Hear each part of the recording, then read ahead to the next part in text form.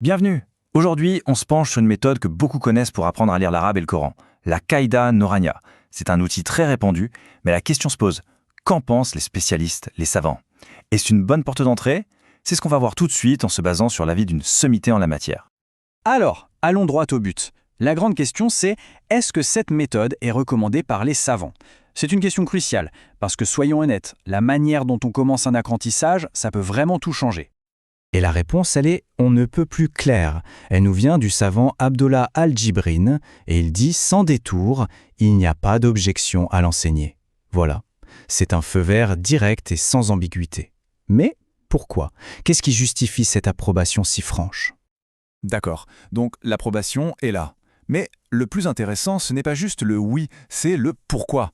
Le savant ne se contente pas de valider la méthode. Il explique que son principal atout, c'est sa capacité à aider un public bien précis, les débutants. Et c'est là que ça devient vraiment pertinent. Et voilà la clé de tout.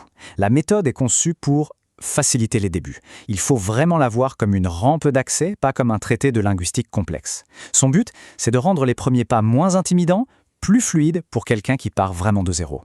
On touche vraiment au cœur de la philosophie de cette méthode. L'idée, ce n'est pas du tout d'impressionner avec des règles compliquées, mais plutôt de guider par la simplicité. L'avis positif du savant repose entièrement là-dessus, sur le fait que ça débloque les premières difficultés. Après tout, pourquoi faire compliqué quand on peut faire simple? Mais l'analyse ne s'arrête pas là, et c'est ça qui est fascinant. Le savant ne dit pas seulement « c'est bien parce que c'est simple », il va plus loin. Il connecte cette méthode à une tradition, à un véritable héritage pédagogique. En fait, cette approche, qui nous paraît peut-être moderne, a des racines bien plus profondes qu'on ne l'imagine.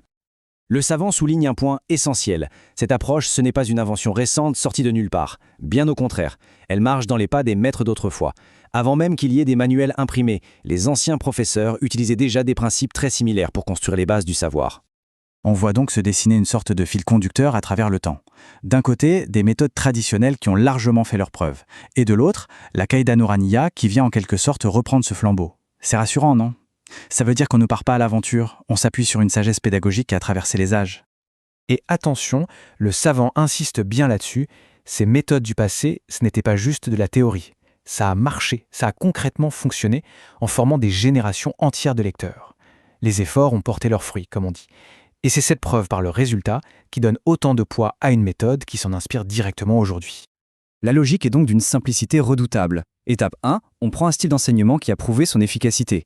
Étape 2, les élèves apprennent plus facilement sans être submergés. C'est un lien de cause à effet tout simplement. C'est un peu comme une recette de cuisine qui a fait ses preuves depuis des générations. D'un côté, on applique les bonnes techniques, l'effort bien placé.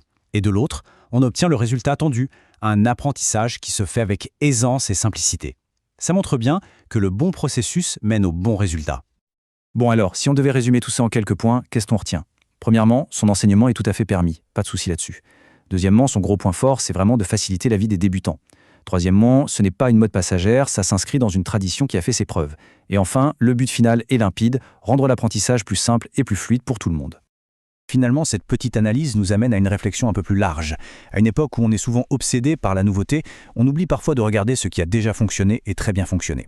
La question qu'on peut se poser est donc la suivante. Comment s'inspirer de la sagesse du passé pour rendre l'éducation d'aujourd'hui encore plus efficace? C'est une piste de réflexion intéressante.